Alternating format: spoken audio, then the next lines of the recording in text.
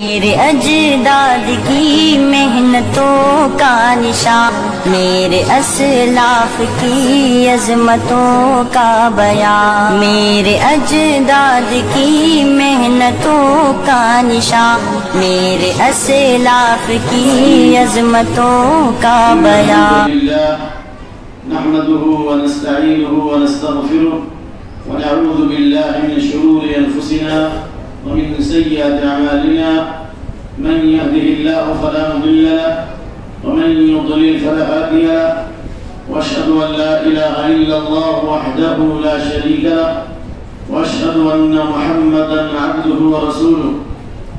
أما بعد فإن خير الحديث كتاب الله، وخير الهدي هدي محمد صلى الله عليه وسلم، وشر الأمور محدثاتها، وكل محدثة بدعة، وكل بدعة ضلالة، وكل ضلالة في النار. أعوذ بالله السميع العليم من الشيطان الرجيم من همزه ونفخه ونفثه. إن الذين قالوا ربنا الله ثم استقاموا تتنزل عليهم الملائكة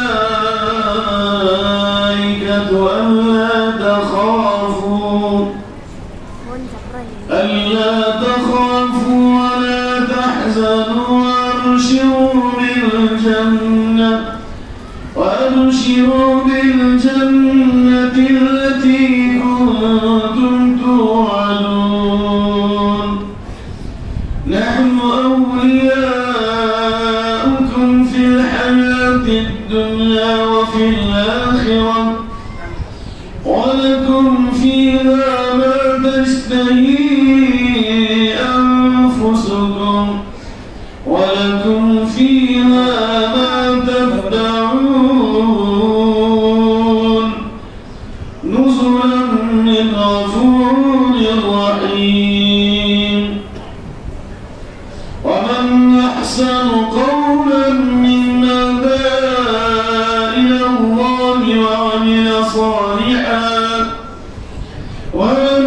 صالحا وقال إنني من المسلمين. رب اشرح لي صدري ويسر لي أمري واحلل عقدة من لساني يفقهوا قولي. رب زدني علما.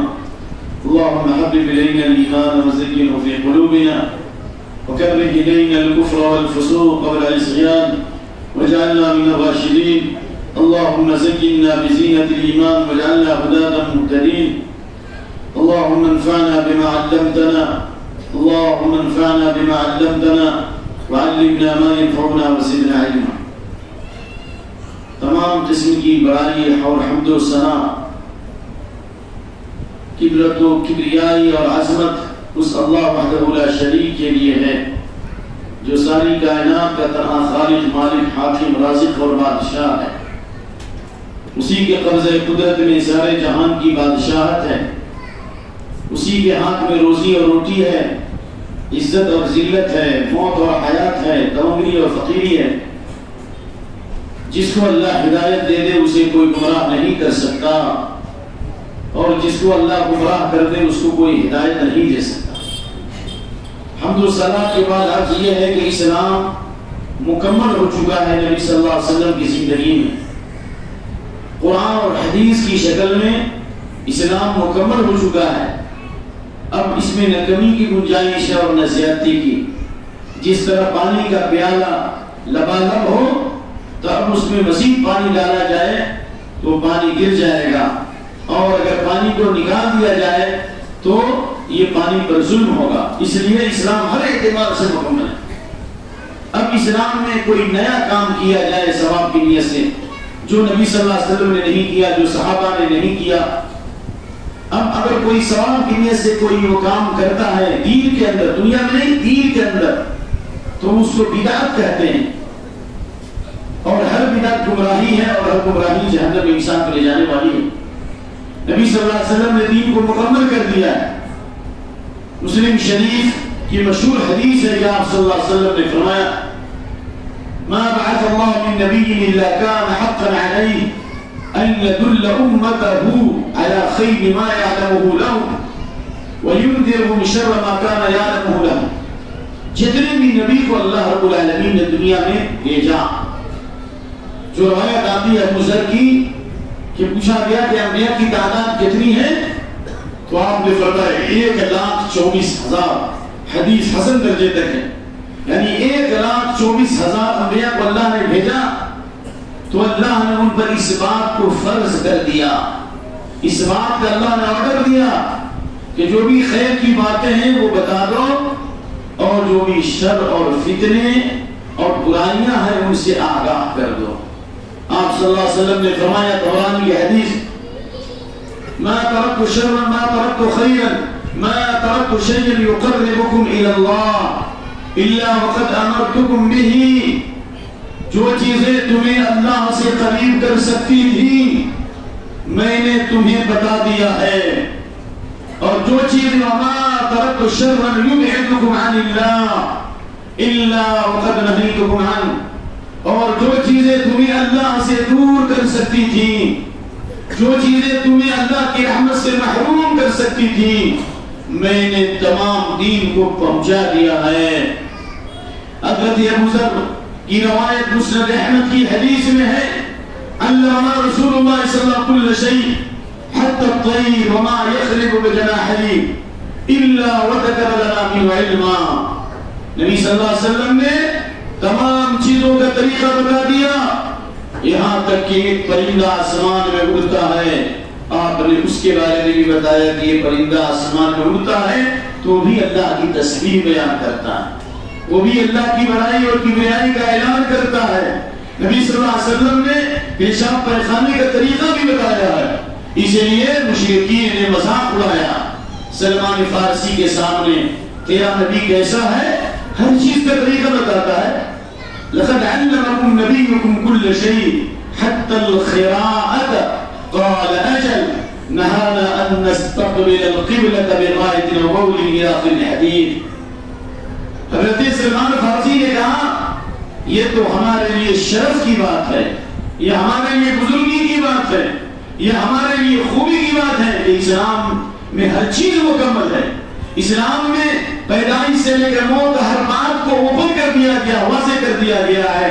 اللہ کے نبی صلی اللہ علیہ وسلم نے ہمیں پیشاب پیخانے کی حالت میں چہرہ قبلے کی طرف کرنے سے بھی منع کیا، یہ بات بھی بتائی. اور دوسری بات ہے بحیرہ ابو ایوب انصاری کی اور ابن عمر والی جو روایات صحیح حدیث کہ پیخانے میں اور پیشاب کی حالت میں نہ چہرہ قبلے کی طرف کیا جائے اور نہ پیٹھ قبلے کی طرف کی جائے. یہ تو اسلام کی خوبی کی بات ہے کہ ہاں تک اسلام نے بولا کہ تھوکنا ہے تو کیسے تھوکو. مسجد میں تھوکنا گناہ ہے اور مسجد سے باہر بھی تھوکنا ہے تو کیسے تھوکنا چاہیے. صاحب النخامۃ فی القبلہ وہی فی وجہہ.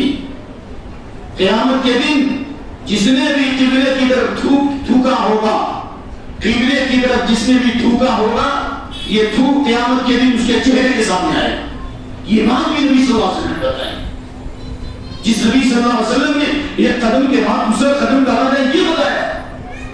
سفیان بن سعید الثوری بہت بڑے امام محدث امیر المؤمنین کی حدیث کہا ہے، کہا کہ ان استطعت ان لا تحك راسك الا بلقب فافعل. یہ جو سر ہم کھجلاتے ہیں اس کا طریقہ بھی سنت موجود ہے، سر کیسے کھجلانا چاہیے، اس میں بھی سنت کی پیروی کریں. تو اس لیے اسلام مکمل ہو چکا ہے. میں پورے دعوے کے ساتھ کہتا ہوں، کون ایسا سوال ہے جو قرآن حدیث میں نہیں، پوچھو میں بتاتا ہوں. دین کے مسائل سارے قرآن حدیث کو روشنی ہیں.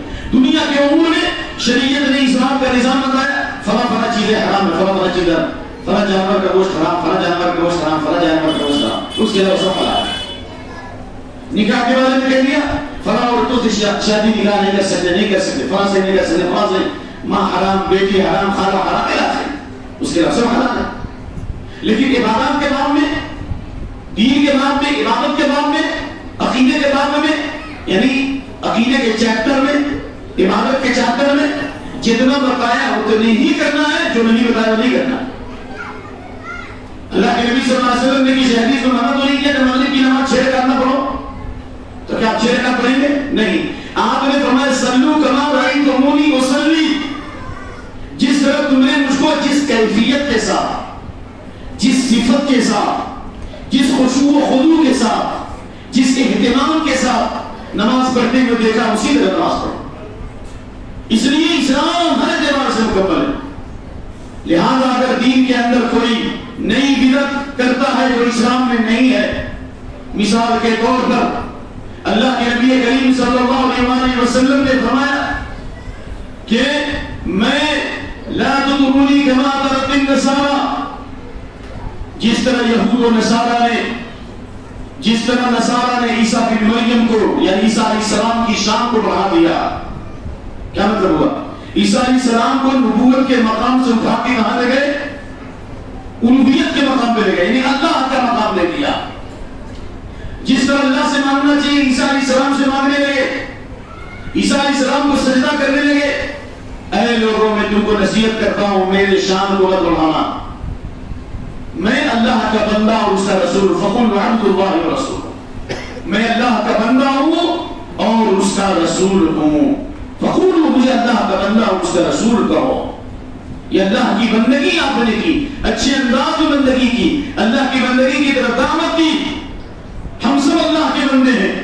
ان کل من فی السماوات والارض الا آتی الرحمن عبدا، زمین اور آسمان کی ساری مخلوق اللہ کے دربار میں غلام بن کر حاضر ہوں گی، عبد بن کر حاضر ہوں گی۔ ساری مخلوق اللہ کی غلام ہے، ہم اللہ کے غلام ہیں، ہم نبی کے غلام نہیں، ہم نبی کے امتی ہیں۔ نبی کس کے غلام؟ صلی اللہ علیہ وسلم، اللہ کے غلام۔ تو ہم کن کے غلام؟ ہم کن کے بندے؟ اللہ کے بندے۔ اب اگر کوئی نبی صلی اللہ علیہ وسلم کی شان میں علو کرتا ہے تو یہ شرک پلس بدعت ہے۔ اسی طریقے سے بہت سے لوگ نبی صلی اللہ علیہ وسلم کے نام پر کھڑے ہو جاتے ہیں۔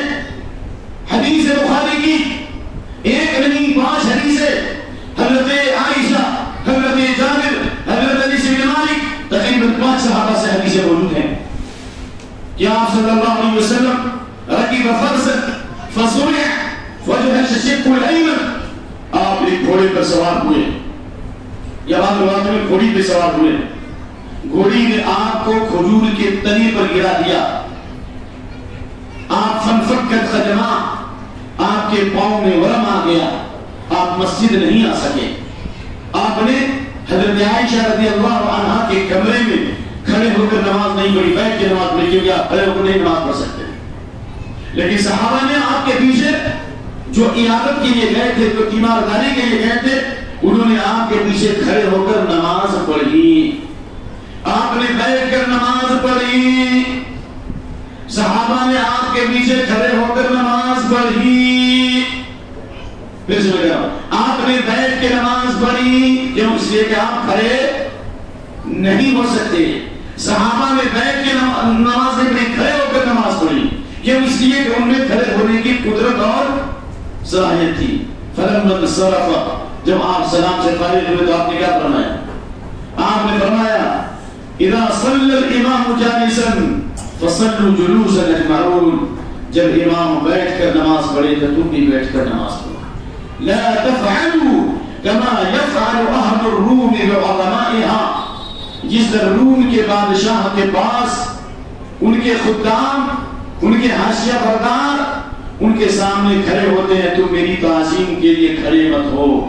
من سرہ ان یتمثل له الرجال قیاما فلیتبوأ مقعده من النار، جو آدمی اس بات کو پسند کرتا ہو، جس کو اس بات کی خوشی ہو کہ لوگ اس کی تعظیم کے لیے کھڑے ہو جائیں، اس کو چاہیے کہ اپنا ٹھکانہ جہنم بنائے۔ جب نبی صلی اللہ علیہ وسلم نے نماز کی حالت میں اس بات کو پسند نہیں کیا کہ آپ بیٹھ کر نماز پڑھیں تو صحابہ کھڑے ہو کر نماز پڑھیں، تو نماز کے بعد آپ کیسے گوارا کریں گے کہ آپ صلی اللہ علیہ وسلم بیٹھے رہیں اور صحابہ کھڑے ہو جائیں؟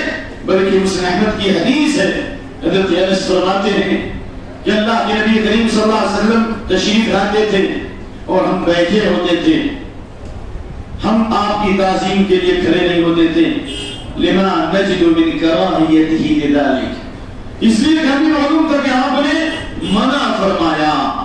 نماز عبادت ہے، اس کے لیے نماز کس کے لیے پڑھی جائے؟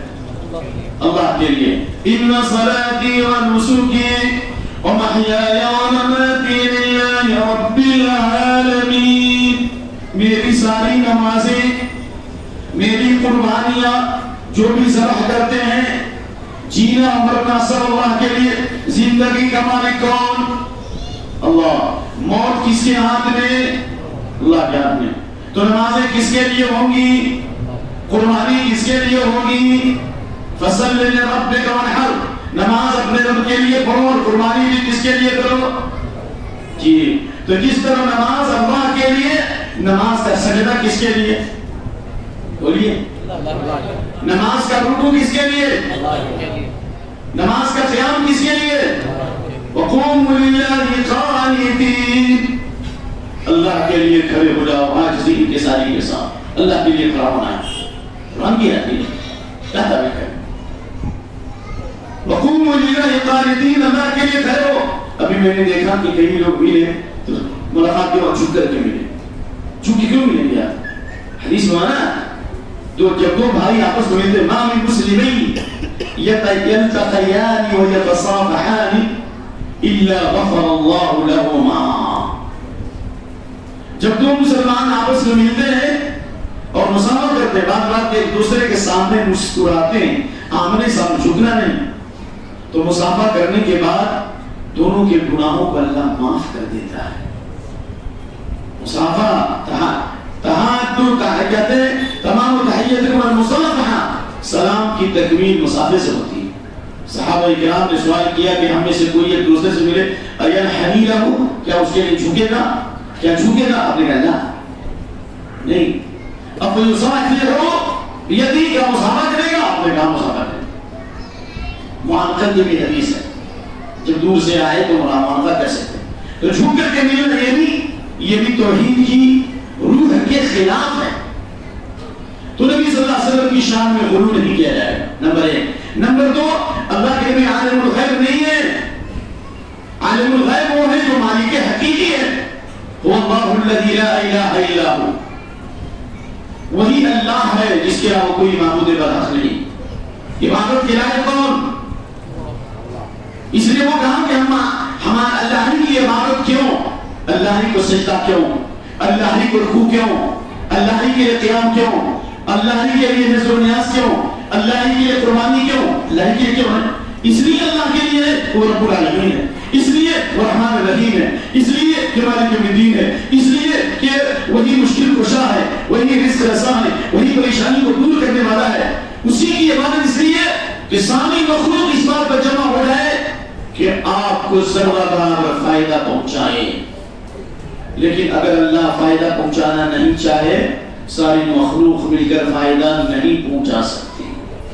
وَعَلَمَ أَنَّ الْأُمَّةَ لَوْ اجْتَمَعَتْ عَلَىٰ أَن يَضُرُّوكَ بِشَيْءٍ لَمْ يَضُرُّوكَ إِلَّا بِشَيْءٍ قَدْ كَتَبَهُ اللَّهُ عَلَيْكَ وَرُفِعَتِ الْأَقْلَامُ وَجَفَّتِ الصُّحُفُ، ساری مخلوق اس بات پر جمع ہو جائے کہ تم کو نقصان پہنچائے، تمہیں موت دے دے، تمہاری روح کو نکال دے، تمہارے کاروبار کو خراب کر دے، لیکن اللہ تعالیٰ تم کو زندگی دینا چاہے، اللہ تم کو روزی میں برکت دینا چاہے، ساری مخلوق تم کو نقصان نہیں پہنچا سکتی، نہیں پہنچا سکتی، نہیں پہنچا سکتی، مگر اتنی ہی جتنا کہ اللہ نے تمہاری تقدیر میں، قسمت میں لکھ دیا ہے۔ تو اللہ کی عبادت اس لیے عالم الغیب والشہادہ ہے، وہ غیب کو جاننے والا بھی ہے، حاضر کو جاننے والا۔ اللہ سے کوئی چیز مخفی نہیں ہے، اللہ سے کوئی چیز پوشیدہ نہیں ہے، وہ غیب کو جاننے والا بھی ہے، حاضر کو جاننے والا بھی ہے۔ نمبر ایک۔ نمبر دو، غیب کا خزانہ بھی اس کے پاس ہے، صرف جانتا ہی نہیں ہو بلکہ غیب کے خزانے کس کے پاس؟ اعوذ باللہ من الشیطان الرجیم، وَإِن مِّن شَيْءٍ إِلَّا عِندَنَا خَزَائِنُهُ وَمَا نُنَزِّلُهُ إِلَّا بِقَدَرٍ مَّعْلُومٍ، تمام چیزوں کا خزانہ ہمارے پاس ہے۔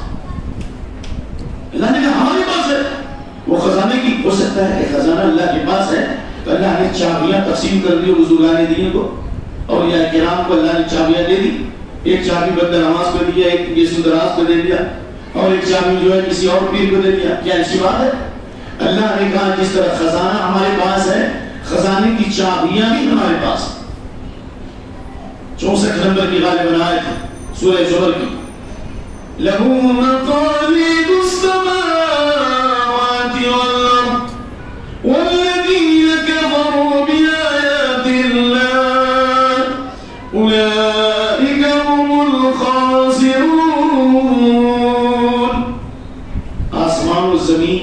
چابیاں،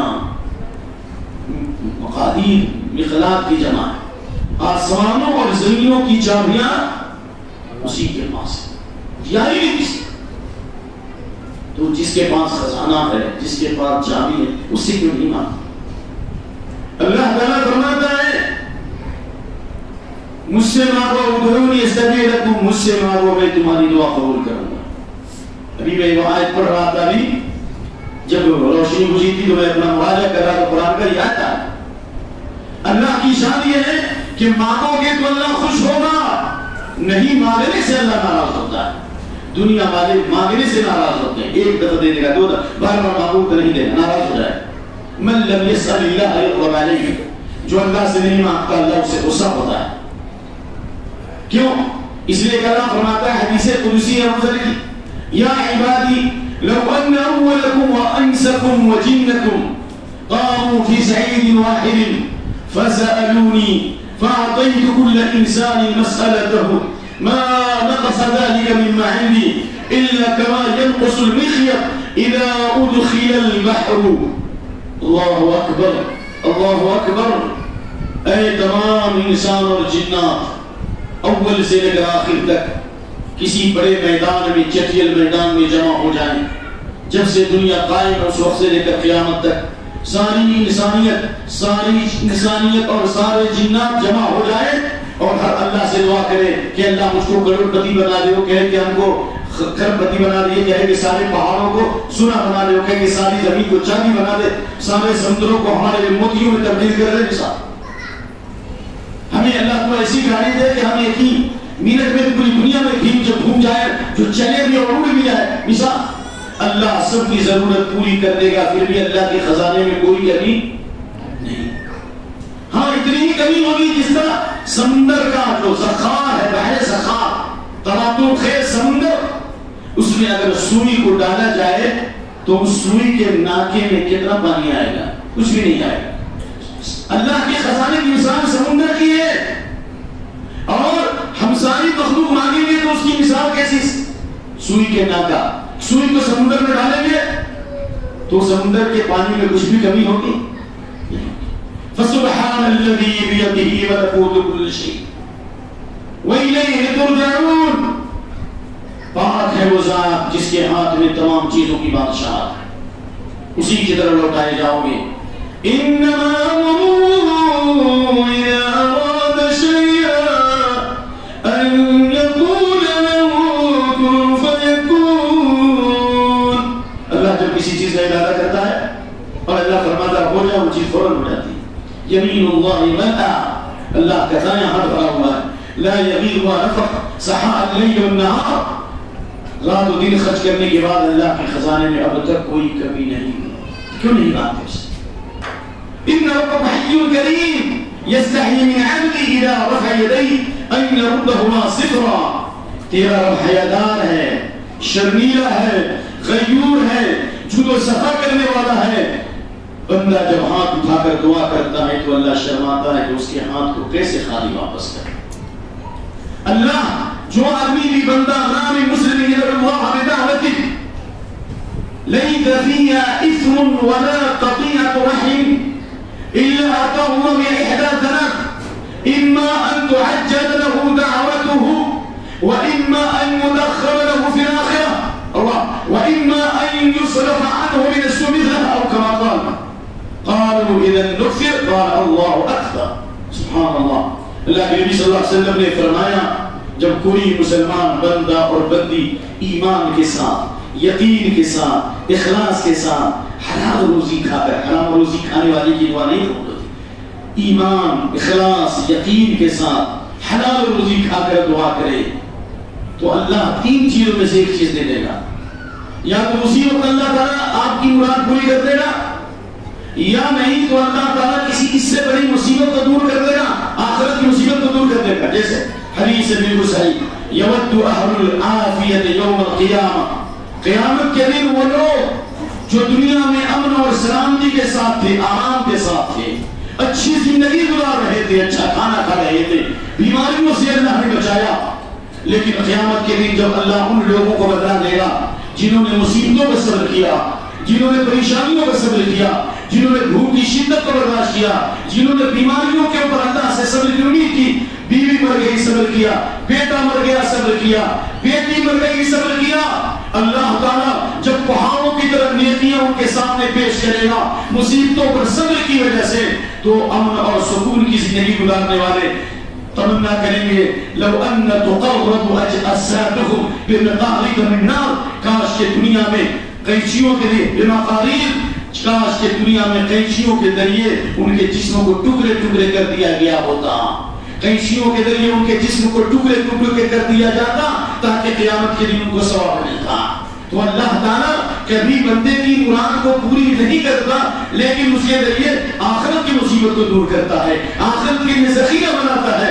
تو یاد رکھیے کہ اللہ تعالیٰ اپنے بندوں کے گمان کے ساتھ ہے، جب اللہ دینے کے لیے تیار ہے ہم اسے مانتے کیوں نہیں؟ اور یاد رکھیے اللہ سے حسن ظن رکھنا، اچھی امید رکھنا ایمان کی علامت، اور اللہ سے بدگمانی، اللہ سے نا امیدی یہ کفر کی پہچان ہے۔ اللہ کے نبی کے حدیث ابن مسعود اور ابن عباس والی جو روایت ہے بزار وغیرہ میں، من اکبر الکبائر الاشراک باللہ والقنوط من رحمت اللہ والیأس من روح اللہ، سب سے بڑا گناہ اللہ کے ساتھ دوسرے کو شریک کرنا ہے۔ مثال حضرت یحییٰ بن زکریا کو اللہ نے حکم دیا کہ بنی اسرائیل کو 5 باتیں بتاؤ، کتنی بات؟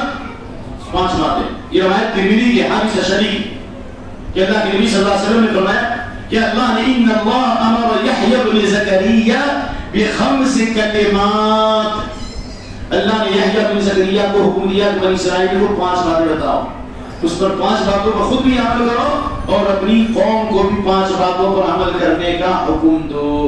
ان میں سے ایک بات میں بتاؤں گا، تفسیر حدیث میں موجود ہے، بیان کرنے میں تھوڑی تاخیر ہوئی کہ اللہ نے عیسیٰ علیہ السلام کو حکم دیا کہ یحییٰ کو کہو کہ جلد سے جلد یہ 5 باتیں بتائیں یا نہیں تو تم بتاؤ اے عیسیٰ۔ عیسیٰ علیہ السلام نے کہا اللہ نے 5 باتیں بتانے کا حکم دیا، اگر آپ نہیں بتانا چاہ رہے تاخیر ہو تو میں بتاتا ہوں۔ حضرت یحییٰ نے کہا ان سبقتنی اخشى ان يخسف بی، اگر آپ ہم سے پہلے بتائیں گے تو مجھے ڈر لگتا ہے کہ اللہ تعالیٰ ہمیں اپنے عذاب میں لپیٹ نہ لے، اللہ مجھے زمین میں دھسا نہ دے۔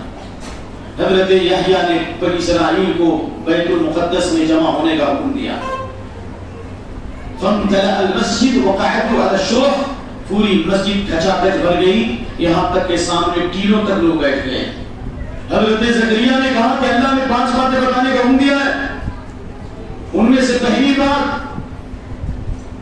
امرکم ان تعبدوا ولا تشرکوا به شیئا، اللہ نے اس بات کا حکم دیا ہے کہ اللہ ہی کی عبادت کرو اور اللہ کی عبادت میں کسی کو شریک نہ کرو۔ کیوں؟ فإن مثل رجل أشرك بالله كمثل رجل اشترى عبدا بخالص ماله بالذهب أو ورق۔ مثال دے رہا ہوں، اور سے اس مثال کو سمجھنے کی کوشش۔ شرک کرنے والے کی مثال، شرک سب سے بڑا گناہ کیوں؟ شرک کی وجہ سے انسان ہمیشہ جہنم میں کیوں رہے گا؟ شرک کی وجہ سے زندگی کی ساری عبادت بیکار ہو جائے گی۔ شرک کرنے کی وجہ سے انسان نبی صلی اللہ علیہ وسلم کی شفاعت سے محروم کیوں ہوگا؟ اس لیے کہ شرک کرنے والے کی مثال میں نے ابھی منع کیا، چچا پھر آپ استعمال کریں، اصول کی پابندی کیجیے۔ میں نے منع کیا آپ لوگوں کو، میں آپ کے پیسے پر نہیں آیا ہوں، میں تبلیغ والا آدمی ہوں۔ شرک کرنے والے کی مثال اس آدمی کی طرح ہے کہ کسی نے سونے اور چاندی سے کوئی غلام خریدا، غلام سو غلامی کا دور ہے، انسان ایک نوکر لے لو، اور کہا کہ ہادی داری وہذا عمل، یہ گھر ہے جہاں آپ کو رہنا ہے، کھانا آپ کا میرے اوپر، پانی ہمارے اوپر، کپڑا ہم دیں گے، ساری ضرورت دوا علاج سارا ہم دیں گے، آپ کا کام کیا ہے؟ صبح سے شام تک جتنا کام کیجیے گا پوری مزدوری کما کے ہمیں دیجیے۔ اب یہ آدمی کھاتا ہے اپنے مالک کا، رہتا ہے اپنے مالک کے گھر میں، پہنتا اپنے مالک کا، دوا علاج اس کا مالک کرتا ہے، لیکن صبح سے شام تک کسی دوسرے کا کام کرتا ہے۔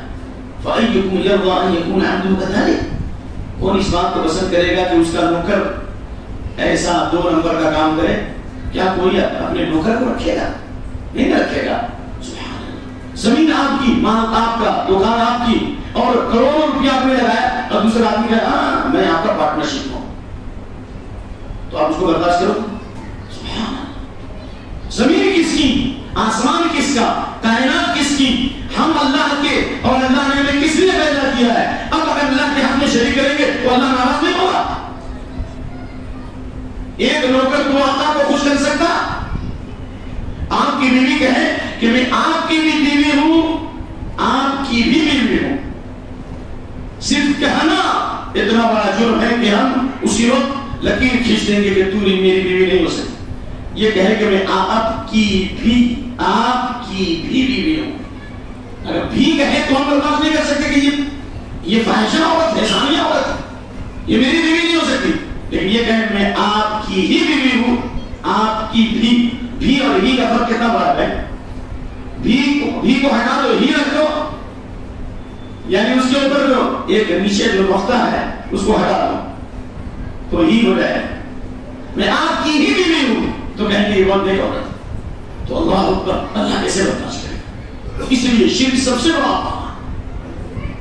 اس لیے اللہ تعالیٰ نے فرمایا یا ابن آدم لو اتيتني بقراب الارض خطايا ثم لقيتني لا تشرك بي شيئا لاتيتك بقرابها مغفرة، اے آدم کی اولاد اگر زمین کے برابر گناہ کر کے لاؤ لیکن میرے ساتھ کسی کو ذرہ برابر شریک نہیں کرو گے، سجدے مجھے کرو، دعا مجھ سے کرو، امید مجھ سے کرو، ذبح میرے لیے کرو، نظر نیاز میرے لیے کرو، خالص محبت مجھ سے کرو، بھروسہ میرے اوپر کرو، امید مجھ سے رکھو، اسی عقیدے پر اگر مرو گے تو جتنا تمہارا گناہ ہے ان تمام گناہوں کو نیکیوں سے بدل دوں گا۔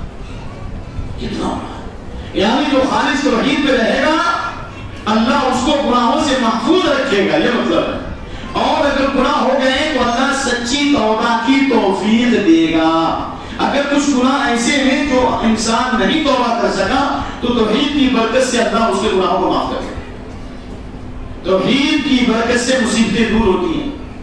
حضرت یونس علیہ السلام مچھلی کے پیٹ میں تھے، مچھلی کے پیٹ سے کوئی کمپیوٹر نکال سکتا، کوئی سائنس نکال سکتی، کوئی کمپیوٹر نکال سکتا؟ حضرت یونس علیہ السلام نے مچھلی کے پیٹ میں کس کو پکارا؟ تعویذوں کا سہارا لیا کہ گنڈوں کا سہارا لیا کہ پریتوں کا سہارا لیا کہ صاحبوں کا سہارا لیا کہ نجومیوں کا سہارا لیا؟ کس کا سہارا لیا؟ صرف پکارا تو اپنے رب کو پکارا، لا الہ الا انت سبحانک انی کنت من الظالمین، اے اللہ تو پاک اور بے عیب ہے، تو ہی معبود برحق ہے، اے اللہ میں ظالم ہوں، تو مجھے نکال دے اس مصیبت سے۔ کیا اللہ نے یونس علیہ السلام کو مچھلی کے پیٹ سے نہیں نکالا؟ اور اللہ کے نبی کی حدیث ہے دعوت ذی النون اذ دعا فی بطن الحوت لم يدعوها رجل مسلم في شيء قط الا استجاب الله له۔ حضرت دن مچھلی والے سے بات یونس علیہ السلام، حضرت یونس علیہ السلام نے مچھلی کے پیٹ میں جو دعا کی ہے، اگر کوئی اخلاص اور یقین کے ساتھ کسی مصیبت میں یہ دعا پڑھے گا تو اللہ اس کی مصیبت دور کر دے گا۔ نہ تعویذوں کی ضرورت، نہ گنڈوں کی ضرورت، نہ پریتوں کی ضرورت، نہ چھڑی کی ضرورت، کسی کی ضرورت نہیں ہے۔ جب اللہ نے حضرت یونس کی دعا قبول کی، وہی رب ہمارا بھی ہے، وہی ساری مخلوق کا رب بھی ہے۔ تو یہ اللہ مصیبت اگر آپ کا خالص توحید پر ہوں گے، شرک سے بچیں گے، دنیا کی مصیبتیں اللہ تعالیٰ دور کر دے گا۔ خالص توحید پر ہوں گے تو اللہ رب العالمین آپ کے گناہوں کو معاف کر دے گا۔ ایک آدمی آئے گا قیامت کے دن 99 دفتر گناہوں کے ہوں گے، حدیث مسلم احمد کی، 99 گناہوں کے دفتر تا حد نگاہ، لیکن اس نے سچی توبہ کی موت کیا، توحید پر اس کی موت ہوئی، لیکن کچھ گناہ ایسے تھے جسے وہ توبہ نہیں کر سکا۔ قیامت کے دن 99 دفتر کے ایک پدرے میں اور کلمہ توحید اشہد ان لا الہ الا اللہ واشہد ان محمد عبدہ ورسولہ، کلمہ توحید اور کلمہ رسالت کو دوسرے پدرے میں رکھا جائے گا۔ فطاشت السجلات، 99 گناہوں کا جو دفتر ہے وہ اٹھ جائے گا اور کلمہ توحید کا پدرہ چھپ جائے گا۔ توحید مضبوط کرو، اللہ پہ یقین مضبوط کرو، اللہ سے حسن ظن رکھو، اللہ سے امید رکھو، قیامت کے دن اللہ کے اعمال کے ترازو کو وزنی اور بھاری بنا لے گا اللہ۔ نمبر 3، اگر ہم شرک سے بچیں گے، خالص توحید پر ہوں گے تو نبی صلی اللہ علیہ وسلم کی شفاعت ملے گی۔ اگر ہم اللہ کے نبی کی سنت پہ نہیں ہیں صلی اللہ علیہ وسلم، اگر ہم خالص توحید پر نہیں ہیں، چلو اس طرف کو جدھر کی ہوا ہو، ان کے سامنے گئے تو ان کی بات، ان کے سامنے گئے تو ان کی بات، کرکٹ کی طرح بدلا تو یاد رکھیے نبی کی شفاعت نہیں مل سکتی۔ بخاری شریف کتاب العلم، حضرت ہریرہ کی روایت، حضرت ہریرہ نے سوال کیا مسعد الناس بشفاعتی یا رسول اللہ، قیامت کے دن آپ کی شفاعت کو پانے والا سب سے خوش نصیب انسان کون؟ بغیر نبی کی شفاعت کے حساب و کتاب بھی نہیں ہوگا، بغیر نبی کی شفاعت کے جنت کے دروازے میں نہیں کھلیں گے، معلوم ہے نہیں؟ انا اول من استفتح باب الجنہ، میں سب سے پہلے جنت کے دروازے کو کھٹکھٹاؤں گا۔ فیقول الخازن، جنت کے داروغہ کہیں گے آپ کون؟ کہیں گے انا محمد صلی اللہ علیہ وسلم۔ قال بک امرت الا افتح لاحد قبلک، مجھے حکم دیا گیا کہ آپ سے پہلے میں کسی کے لیے جنت کا دروازہ نہیں کھولوں گا۔ نبی صلی اللہ علیہ وسلم کی شفاعت کے بغیر کوئی جنت میں نہیں جا سکتا، شفاعت کبریٰ ہے یہ، یاد رکھیے۔ اس لیے آپ نے فرمایا حدیث بخاری مسلم کی، لِكُلِّ نَبِيٍّ دَعْوَةٌ مُسْتَجَابَةٌ فَتَعَجَّلَ كُلُّ نَبِيٍّ دَعْوَتَهُ وَإِنِّي اخْتَبَأْتُ دَعْوَتِي فَهِيَ نَائِلَةٌ مِنْ أُمَّتِي فَهِيَ نَائِلَةٌ مِنْ أُمَّتِي مَنْ مَاتَ لَا يُشْرِكُ بِاللَّهِ شَيْئًا۔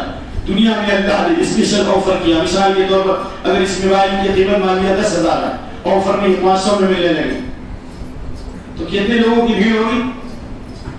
مرسیڈیز گاڑی ہے، اس کی قیمت مثال کے طور پر اگر اس کو 1 کروڑ ہے،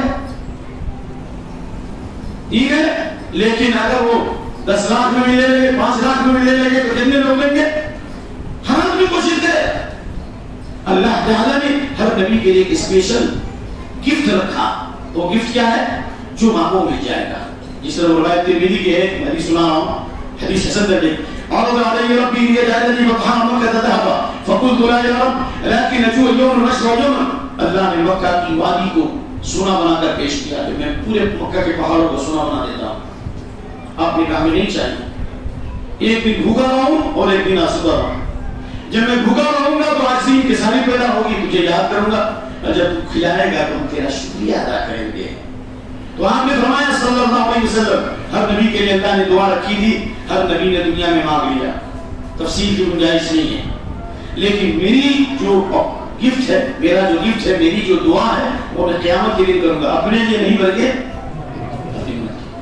اور بخاری شریف کتاب التوحید سے آخری چیپٹر ہے، بخاری ختم ہونے سے 2-3 حدیث پہلے یہ حدیث انس بن ہریرہ کی نبی حدیث کہ اللہ کے نبی نے جو دعا رکھی ہے قیامت کے دن، آپ وہ دعا اپنی امت کے لیے کریں گے 4 بار۔ کیا کریں گے بھائی؟ سنو، 4 بار اللہ کے نبی عرش کے نیچے سجدہ کریں گے۔ کتنی بار؟ 4۔ حدیث تفسیر کی گنجائش نہیں کیونکہ وقت ختم ہو رہا ہے۔ 4 بار سجدے کریں گے، اور ہر سجدہ کتنا ہوگا؟ لمبا سجدہ ہوگا۔ مسلم احمد کی روایت ہے، ہر سجدہ مقدار اسبوع، مقدار جمعہ، ایک جمعہ یعنی 7 دن کے برابر، 1 ہفتے کے برابر ایک سجدہ ہوگا۔ 1 ہفتہ تک سجدہ کریں گے، اللہ کی بڑائی، کبریائی، توحید، عظمت، اللہ کے اسماء و صفات، اللہ کی خوب تعریف کریں گے۔ جب نبی نے اللہ کی دنیا میں سجدہ کیا، اللہ نے نبی کو حکم دیا صلی اللہ علیہ وسلم، سجدہ کرو، اللہ سے قریب ہو جاؤ، تو قیامت کے دن اولین اور آخرین کے سامنے اللہ کے عرش کے نیچے سجدہ کریں گے، تو ہم کس کو سجدہ کریں بھائی؟ قبروں پر، درگاہوں پر، مزاروں پر، کس کو سجدہ کریں؟ اور ہر سجدے کے بعد اللہ فرمایا یا محمد ارفع راسک قل یسمع صل تعطى واشفع تشفع، اے محمد سر اٹھاؤ دیے جاؤ گے، بات کہو تمہاری بات سنی جائے گی، مانگو دیا جائے گا، شفاعت کرو شفاعت قبول کی جائے گی۔ تو کیا اللہ کے نبی ہر کے لیے سفارش کر دیں گے؟ مجھے بتاؤ، ہر کے لیے نہیں کریں گے۔ آپ نے فرمایا حدیث بخاری شریف، فَهِيَ نَائِلَةٌ مِّنْ أُمَّتِي، یہ میری شفاعت میری امت کے ان لوگوں کے لیے ہوگی لا یشرک باللہ شیئا، جو اللہ کے ساتھ کچھ بھی شرک نہیں کرتے، نہ بڑا شرک نہ چھوٹا شرک۔ تو معلوم یہ ہوا سب سے بڑا گناہ شرک ہے، اور قیامت کے دن اللہ کے نبی کی شفاعت کس کے لیے ہوگی؟ ابو ہریرہ نے پوچھا تو کہا یہ سوال آج تک کسی نے نہیں کیا تھا، اور میرا خیال تھا کہ ابو ہریرہ ہی یہ سوال کریں گے، کیونکہ لما رأیت من حرص علی الحدیث، اس لیے کہ میں دیکھتا ہوں کہ حدیث کی حرص اور حدیث کی محبت تمہارے اندر بہت زیادہ ہے، سارے صحابہ محبت کرتے ہیں، لیکن ابو ہریرہ حدیث کے سب سے بڑے حافظ، اللہ کے نبی صلی اللہ علیہ وسلم ابو ہریرہ کے علم کی تعریف کی، لیکن امت کا ایک طبقہ جو ابو ہریرہ کو کہتے ہیں غیر فقیہ، امت میں ایک بڑا طبقہ ہے علماء کا جو کہتے ہیں ابو ہریرہ کی حدیث آ جائے اور عقل کے خلاف ہو تو ابو ہریرہ کی حدیث نہیں مانیں گے۔ اللہ اکبر، کیا اللہ کی لعنت نہیں ہوگی سر؟ کیا اللہ کا غضب نازل نہیں ہوگا؟ جی، وہاں حضرت ابو ہریرہ پاک نے فرمایا اسعد الناس بشفاعت من قال لا الہ الا اللہ خالصا من قلبہ، میری شفاعت کو پانے والا قیامت کے دن سب سے خوش نصیب انسان وہ ہوگا جو توحید پر مرا ہو اور اللہ کے ساتھ کچھ بھی شرک نہ کیا ہو، جس نے لا الہ الا اللہ اخلاص کے ساتھ کہا ہو۔ اخلاص کیا اخلاص؟ دل کی سچائی کے ساتھ شرک نہیں کیا ہو، ریاکاری نہیں کیا ہو، دکھاوا نہیں کیا ہو، ہر عمل اللہ کے لیے کیا ہو، تو ایسے لوگوں کے لیے نبی کی شفاعت ہوگی۔ کیا ہم نماز پڑھتے ہیں تو اخلاص ہے؟ ہم صدقہ دیتے ہیں تو اخلاص ہے؟ ہم روزہ رکھتے ہیں تو اخلاص ہے؟ ہم کسی کی مدد کرتے ہیں تو ہماری نیت اللہ کی طرف ہوتی ہے دکھاوے کی؟ ہر اللہ کے لیے کرو تو قیامت کے لیے نبی صلی اللہ علیہ وسلم کی شفاعت ہوگی۔ اور اگر توحید پر مرو گے، شرک سے دور رہو گے، سبحان اللہ و بحمدہ سبحان اللہ العظیم، اللہ کے نبی کی حدیث ہے، حضرت ابو ہریرہ کو کہا کہ میرے دو جوتوں کو لے لو، جوتا، نبی جوتا پہنتے ہیں، اذهب بنعلی هاتین، میرے دو جوتوں کو لے لو، کیوں؟ اللہ زیادہ جانتا ہے، لیکن علماء نے لکھا تاکہ لوگوں کو پتا چلے کہ ابو ہریرہ اپنی بات نہیں کر رہا ہے، یہ نبی صلی اللہ علیہ وسلم کے جوتے ہیں، میں نبی صلی اللہ علیہ وسلم کا پیغام لے کر کے آیا ہوں، میرے دو جوتوں کو لے کر جاؤ، من لقیت من وراء هذا الحائط، اس باغ اس گارڈن سے آگے جو بھی ملے اس کو خوشخبری سنا دو، یشہد ان لا الہ الا اللہ وانی رسول اللہ صدقا من قلبی دخل اللہ الجنہ، یعنی لحرم اللہ النار، یعنی جس سے امام حدیث یشہد ان لا الہ الا اللہ صدقا من قلبی الا حرم اللہ النار، جو بھی لا الہ الا اللہ محمد رسول اللہ کی گواہی دے اخلاص کے ساتھ سچائی کے ساتھ، اللہ نے اس کو جہنم پر حرام کر دیا، یعنی اس کے لیے جنت واجب ہے، جہنم حرام۔ تو یہ باتیں ضروری ہے سیکھنا، شرک سب سے بڑا گناہ ہے، سب سے بڑا پاپ ہے، مشرک کو اللہ کبھی معاف نہیں کرے گا اور اس کی ساری عبادتیں بیکار ہو جائیں گی۔ من یشرک باللہ فکأنما خر من السماء فتخطفه الطیر او تهوی به الريح فی مکان صحیح، جس نے اللہ کے ساتھ شرک کیا اس کی مثال اس آدمی کی طرح ہے جو آسمان سے گر پڑا، چڑیوں نے اچک لیا، دور دراز ہواؤں نے پھینک دیا، اللہ اکبر، یعنی چڑیاں اچک لیا، یعنی شیطان نے اسے اچک لیا، توحید کرو گے شیطان آپ پہ غالب نہیں آ سکتا، ہواؤں نے پھینک دیا، خواہشات نے اسے جکڑ دیا، خواہشات کی پیروی وہی کرے گا، شیطان کا غلبہ اسی پر ہوگا جو شرک کرے گا، جو توحید پر رہے گا شیطان اس میں غالب۔ مثال کے طور آیت الکرسی قرآن کی سب سے آیت الکرسی قرآن کی سب سے افضل آیت ہے، حی القیوم والی آیت ہے، شیطان سے جو ابو ہریرہ کی ملاقات ہوئی جس میں لمبا واقعہ ہے، حضرت ابو ہریرہ نے 3 دن شیطان کو پکڑا انسانی شکل میں اور ہمیشہ چھوڑ دیا، یہ کہہ کر کہ میں غریب فقیر ہوں مجھے چھوڑ دو، تیسرے دن کہا نہیں چھوڑوں گا، تو شیطان نے کہا میں تم کو ایسی بات بتاتا ہوں، اگر یہ دعا پڑھو گے تو شیطان تمہارے قریب نہیں آئے گا اور اللہ کا ایک فرشتہ پوری رات تمہاری حفاظت کرے گا، تعویذ حفاظت نہیں کرے گا، گنڈا حفاظت نہیں کرے گا، پرندہ حفاظت نہیں کرے گا، کاغذ کے پرزوں میں لکھے ہوئے قانون حفاظت نہیں کریں گے، کوئی ملک حفاظت نہیں کرے گا، اللہ ہمارا محافظ ہے، حفیظ ہوا ہے، حفیظ ہوا ہے، ہم عبد الحفیظ ہیں، ہم حفیظ کے بندے، ہم عبد الحفیظ ہیں، سبحان اللہ۔ کہا اذا اویت الى فراشک، جب بستر پر نہاؤ سونے کا وقت آئے، فقرأ آیت الکرسی، آیت الکرسی پڑھ لو، فإنه لن يزال عليك من الله حافظ، ایک فرشتہ تمہاری پوری رات حفاظت کرے گا صبح تک، ولن يقربك شیطان، اور شیطان تم سے قریب نہیں ہوگا۔ آیت الکرسی اللہ کے اسماء صفات، اللہ کی بڑائی اور کبریائی ہے، احفظ اللہ یحفظ، اللہ کی توحید کی حفاظت کرو، ایمان کی حفاظت کرو، اللہ تمہاری حفاظت کرے گا. احفظ اللہ تجد تجاہک، اللہ کی حفاظت کریں، توحید کی حفاظت کرو، اللہ کو سامنے پاؤ گے. اذا سألت فاسأل اللہ، جب بھی مانگو اللہ سے مانگو. وَإِذَا اسْتَعَنْتَ فَاسْتَعِنْ بِاللَّهِ، جب بھی مدد مانگو اللہ سے مانگو. الى آخر الحدیث.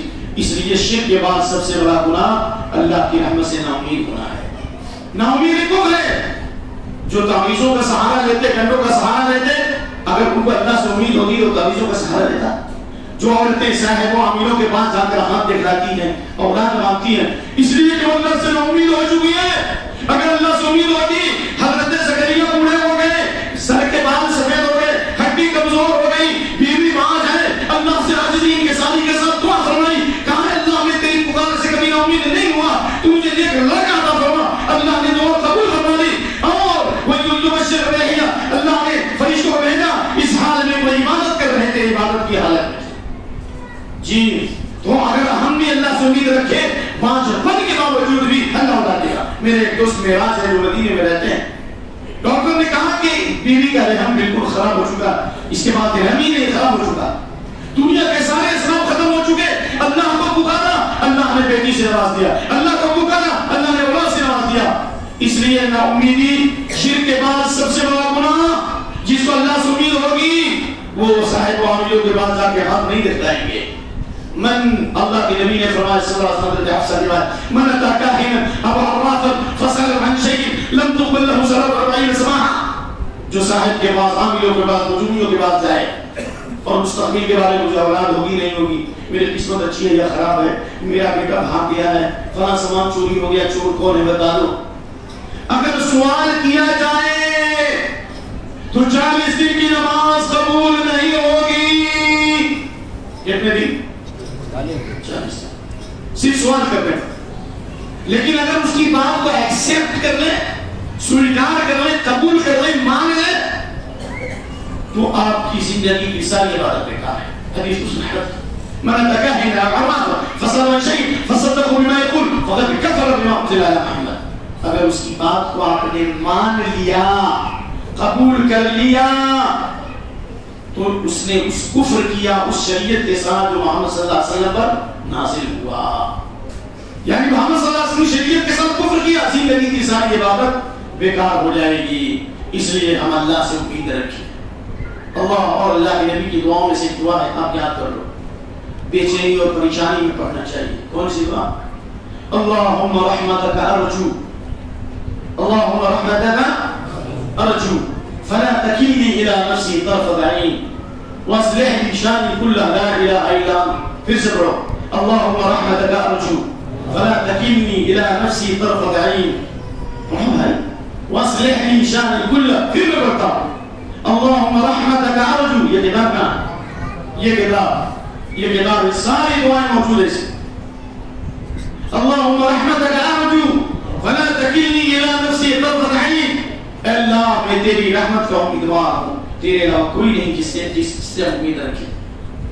فلا تکلنی، ایک لمحے کے لیے بھی، پلک سمجھتے ہیں نا، آنکھ جھپکنے کے برابر بھی، اللہ تو مجھ کو میرے نفس کے حوالے نہ کر، میرے تمام حالات کو درست کر دے. جو یقین کے ساتھ یہ دعا کرے گا، اللہ ان کے تمام حالات کو درست فرما دے گا. اور میں آخری بات کہہ رہا ہوں، اگر اللہ کی یقین کر لو، اللہ کی توحید پر ایمان لیو، وفادار بن جاؤ، جو کچھ ہوگا اللہ سے ہوگا. ساری مخلوق زیرو ہے، توحید پر چلیں گے تو ہیرو ہوں گے. ساری مخلوق زیرو ہے، اگر کلمہ توحید پر چل جاؤ. اور یہ کلمہ جو بھی بتانے جا رہا بخاری کی، اللہ آپ کے سارے حالات درست کر دے گا. دلیل قرآن کیا ہے؟ پانی ہے یا ختم ہو گیا؟ جزاک اللہ. یا ایھا الذین آمنوا اتقوا اللہ وقولوا قولا سدیدا یصلح لکم اعمالکم ویغفر لکم ذنوبکم ومن یطع اللہ ورسولہ فقد فاز فوزا عظیما. مشہور آیت ہے، اے ایمان والو اللہ سے ڈرو، تقوی اختیار کرو. سچی زبان استعمال کرو، حق بولو، سچ بولو. اور عبداللہ بن عباس کون تھے بھائی؟ عبداللہ بن عباس عبداللہ بن عباس کون تھے؟ ادھر سے کوئی بولو. نبی صلی اللہ علیہ وسلم کے چچزاد بھائی تھے، صحابہ میں سب سے بڑے عالم تھے. کس چیز کے سب سے بڑے عالم؟ آپ لوگ مت بولیے، قربان نہ بولیں. حضرت عبداللہ بن عباس تمام صحابہ میں سب سے بڑے عالم تھے. کس چیز کے؟ کس نے بولا؟ ایک آدمی بولے. چل انعام دیجیے. قرآن کی تفسیر کے سب سے بڑے عالم، بات میں لے لیں گے، یہ کو دے دیں. قرآن کی تفسیر کے سب سے بڑے عالم، ان کے شان اکرامہ کہتے ہیں کہ اگر سچی زبان کہو گے تو اللہ تمہارے اعمال کو درست کر دے گا، ظاہری عمل بھی باطنی عمل بھی.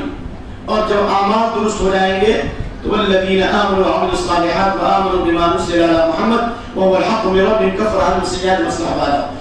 اعمال توحید کی بات لا الہ الا اللہ وحدہ لا شریک لہ رہو گے، اللہ تمہارے تمام اعمال کو صحیح کر دے گا. اور جب اعمال صحیح ہو جائیں گے تمہارے حالات درست ہو جائیں گے. یعنی کلمہ توحید کے ذریعے ہمارا عمل بھی درست ہو جائے گا، ہمارے سارے مسائل حل بھی ہو جائیں گے. صحابہ غریب اور فقیر اور مسکین تھے لیکن توحید کے ہم بردار ہو گئے. دنیا ان کے قدموں میں نہیں گری، قید و قتل و کسرا ان کے سامنے ذلیل و خوار نہیں ہو گئے. اللہ نے ان کو بادشاہت نہیں دی، اللہ نے ان کو عزت نہیں دی، اللہ نے دنیا سے نوازا یا نہیں نوازا؟ نہیں دیا.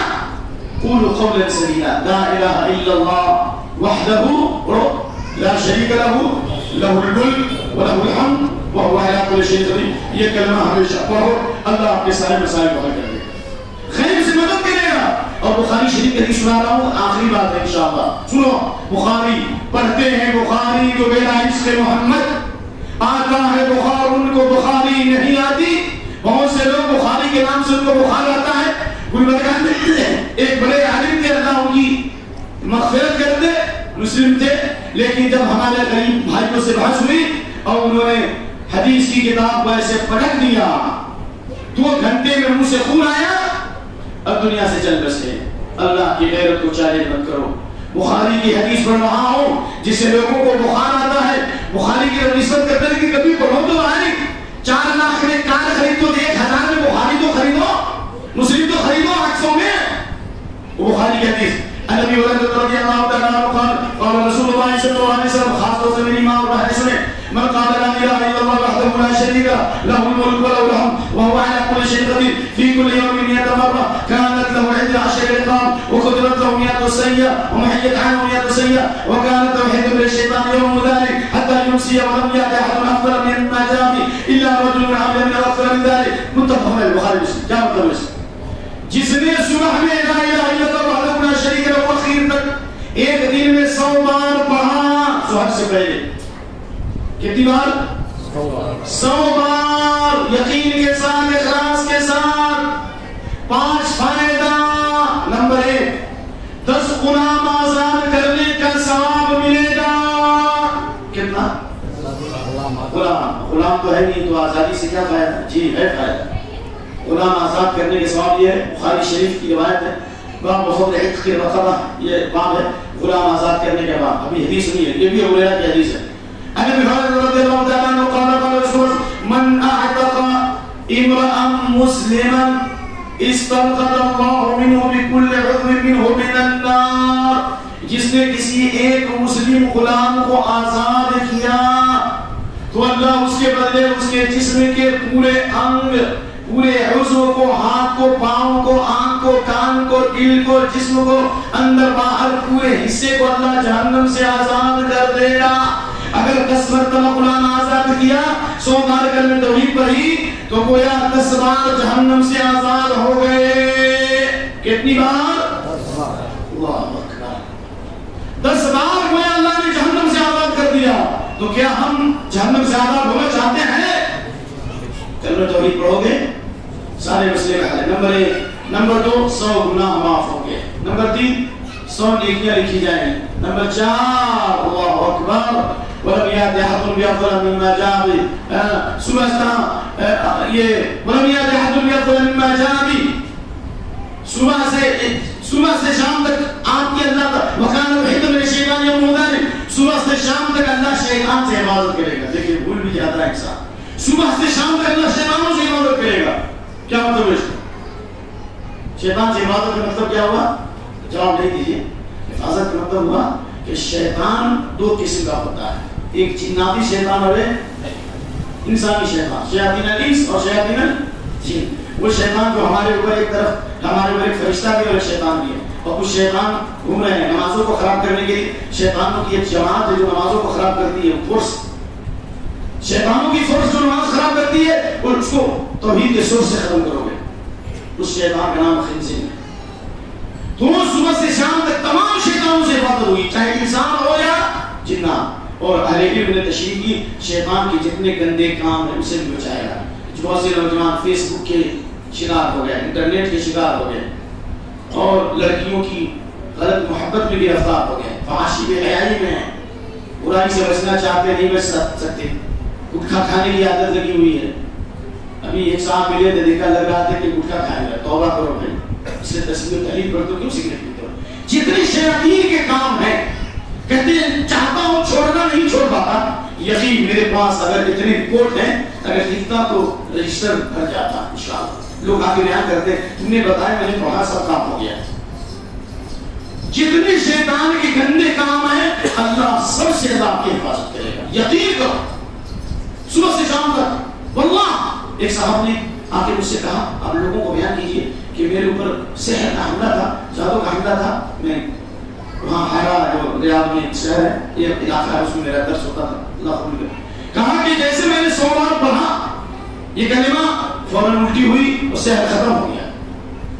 گلبرگہ میں بہت سی مثالیں دیکھا ہوں, میں دیکھا ہوں. اس کلمہ طبیب کو پڑھنے کی وجہ سے سحر اور جادو سے اللہ نے نجات دے دی. تو یہ سحر اور جادو سے حفاظت بھی ہے, گھر میں برکت بھی ہے, اور شیطان کے جتنے گندے کام ہے اللہ سے بچائے گا. نمبر 5, قیامت کے دن نیکیوں میں کوئی بھی آدمی اس سے آگے نہیں ہوگا. یہی کلمہ توحید ہے جس پر ہم کو چڑھنا ہے. اگر جم جائیں گے تو موت کے وقت فرشتے جو ہے ہمیں جنت کی بشارت دیں گے اور کہیں گے خوف مت کھاؤ, غمگین مت ہو, جنت کو پا کر کے خوش ہو جاؤ, اور ہم دنیا میں بھی تمہارے دوست اور آخرت میں بھی دوست, اور جنت میں جو چاہو ملے گا. دنیا میں انسان کی خواہش کی تکمیل نہیں ہو سکتی. حضرت جابر کہتے ہیں کہ جنت میں ایک آدمی دیکھے گا کہ پرندہ اڑ رہا ہے, اور پرندے کی جو گردن ہوگی اونٹ کی گردن کی طرف, بڑا خوبصورت پرندہ ہوگا. وہ کہے گا کاش کہ جب اتنا خوبصورت ہے تو اس کا گوشت کیسا ہوگا. حضرت جابر روایت کرتے ہیں خر مشویا, وہ پرندہ اسی لمحے یہ بھنی ہوئی حالت میں گوشت بن کر کے, بھنا ہوا گوشت بن کر کے اس کے سامنے گر جائے گا. چاہے جو گوشت کھانا 65 کھائیں یا جس حالت میں کھائیں, تو جو چاہیں گے ولحم طیب مما یشتهون, پرندوں کا گوشت بھی ملے گا کہ نہیں ملے گا. خالص توحید کو جو چاہو ملے گا. دنیا میں انسان کی خواہش کی تکمیل نہیں ہو سکتی, اور یہ عزت اور اکرام اللہ کی طرف سے. لیکن اس توحید پر جمنے کی علامت یہ ہے کہ آپ بھوکے رہیں, آپ کھائیں, اور آپ کا پڑوسی بھوکا رہے. آپ کو پسند آئے گا؟ وہ مسلمان ہو سکتا جس کا پیٹ بھرا ہو, اس کا پڑوسی بھوکا رہے نہیں نا. تو اسی طرح آپ کا بھائی شرک میں ہے, کفر میں, جہنم کے راستے میں جا رہا ہے, جہنم میں گرا, آپ اس کو نکالنے کی فکر تو کرو, دعا تو کرو کم سے. اگر ایک آدمی آپ کے ذریعے ہدایت پر آ گیا, ایک آدمی, تو آپ کے لیے سرخ اونٹ سے بہتر ہے. اور جب تک من دعا الى هدى كان له من الاجر مثل اجور من تبعه لا ينقص ذلك من اجور شيئا. جس نے کسی کو ہدایت کی طرف بلایا, اور جب تک وہ ہدایت پر عمل کرتا رہے گا, جتنا اس کو ثواب ملے گا اتنا اس کی ہدایت کی طرف بلانے والے کو بھی ثواب ملے گا. یعنی ایک آدمی آپ کے بلانے سے توحید پہ آ گیا, شرک سے توبہ کیا, کفر سے توبہ کیا, اب وہ نماز پڑھ رہا ہے, جتنا اس کو نماز پڑھنے کا ثواب اتنا آپ کو نماز پڑھنے کا ثواب, اور سمجھ میں آ گیا. جتنا اس کو روزہ رکھنے کا ثواب آپ کو روزہ رکھنے کا ثواب. اور جتنے لوگوں کو ہدایت دیتا رہے گا, توحید کا کام کرتا رہے گا, جتنے لوگ ہدایت پر آئیں گے قیامت تک آپ کو اس کا بونس ملتا رہے گا. کیا ملے گا؟ بونس. یہ اللہ کا بونس. تو آپ لوگ کرو گے کام. لیکن اندھے کو اندھیرے میں بڑی دور کی سوچی, ٹیر کا چشمہ لگانے تو نظر آئے گا. کچھ لوگ دعوت کے نام پر نکلے ہیں, لیکن کیا کرتے ہیں, لا الہ الا انت سبحانک کا بیچتے ہیں ڈالتا, اور کہتے ہیں کہ تو صحیح ہوگا. زمزم کا پانی اگر ہے تو گٹر کے پانی کی وہ حیثیت ہے. دعوت دینا ہے قرآن کی طرف, اور لن ترکت فیکم امرین, دو چیزیں میں چھوڑے جا رہا. اللہ نے فرمایا رسول العلم قال اللہ قال رسولہ, اللہ اکبر. دیکھو کتنی اچھی بات. العلم قال اللہ قال رسولہ